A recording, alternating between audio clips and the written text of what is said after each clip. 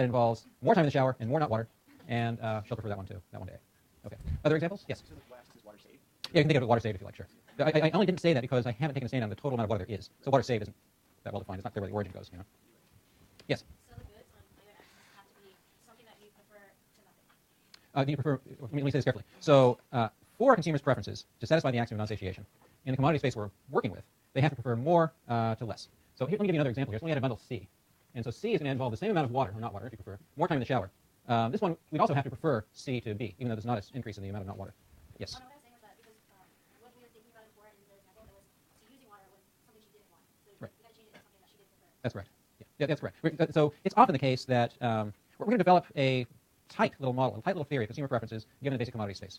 And you'll see as we go along, and even if you continue to study economics, we can do lots of interesting things that are sort of unexpected just by changing the underlying commodity space and defining it in what maybe seems like an unnatural way to which our theory applies. And that's what we're doing here. Yes? I know I'm getting stuck in something that's important, but it seems like some of the, I know you said with the space that they're all possible points, and it just seems like with what we have here that some of them are undefined, like it doesn't, unless we maybe add some kind of shower head, like when we define these spaces, are we allowed to assume that, you know, because how would we, what's the other thing? So Hillary offers a not cogent, but a critique of this diagram because she's worried about the same thing I was talking about a moment ago. I think, which is where is the origin? So if we're talking about not water, then you know how much water is in point B anyway?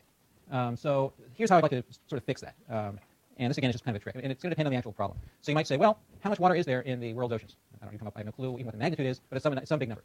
And so that's a quantity down here, which is let's call it W bar. So that's a really large amount of water. Now, not water is less than that. So our origin now is one where Michelle takes no shower at all, leaving all the water in the world's oceans.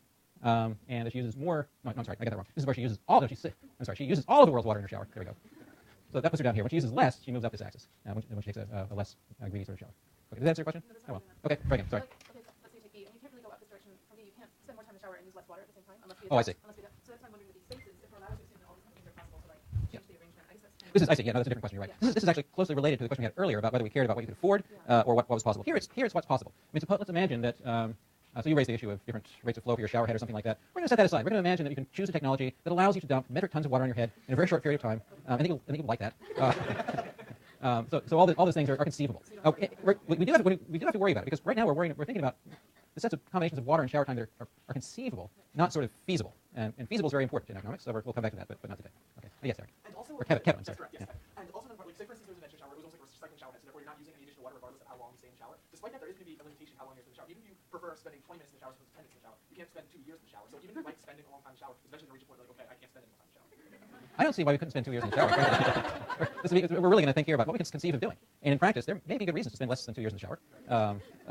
Although, this might have to do with limitations in the way we define our commodity space. So you might say, well, I guess I also like food, and there's no food in the shower. Well, that tells us that we've made a mistake in defining our commodity space. We've forgotten food, which would give us another axis here, a larger space we have to think about defining our preferences of. Yes? What if you have a situation where you gain utility for a commodity up to a certain point? Like you gain utility up to 10 carats, but then after that you get 6. So then you Yeah. So food's an example where even if you really like chocolate, you probably don't always like more chocolate if you're forced to eat it. So that's a problem. It's a technical problem that we face as economists. It's more a technical problem than a practical problem because in practice there are two things that make it not such an issue. The first is that there's not enough chocolate in the world to make everybody not want to eat more chocolate. And second of all, if you had so much more chocolate you wanted to eat, you could always throw it away. So that last thing is sometimes called an assumption of free disposal. And the idea is that you at least weakly prefer more to less. So if you wanted to eat 10, but then you didn't really want to eat number 11 chocolate bars, you just throw it away. And you're just as happy. You still got to eat as much chocolate as you wanted to eat. Okay, so that is a flaw. If you were forced to eat all the chocolate in the bundles, then I think that's a good case. There's a good case to be made that your preferences over chocolate would violate non-satiation. Okay. Yes? Yeah, so, sure. So suppose the commodity space here wasn't time in shower. I'm not going to use poison. You said I'm going to use, what am I going to use? I'm going to use nitrogen. So nitrogen is one of the noble gases. It makes up most of the atmosphere around us. If the nitrogen content of the atmosphere increased some, we wouldn't really notice, unless it increased a lot so there wasn't enough oxygen to breathe. We'd be indifferent between a bundle involving a little bit more nitrogen and a bundle which involved a little bit less nitrogen in this example. So that's one where we might say, well, gee, would you prefer 1 mole of nitrogen or 2 moles of nitrogen? And you'd say, I don't care. Because that would be a case where you'd be indifferent. Yes? Well, didn't we start out by saying that people get utility by consuming commodities? That's right. So then there's kind of a null question. Well, you're breathing nitrogen right now. Yes?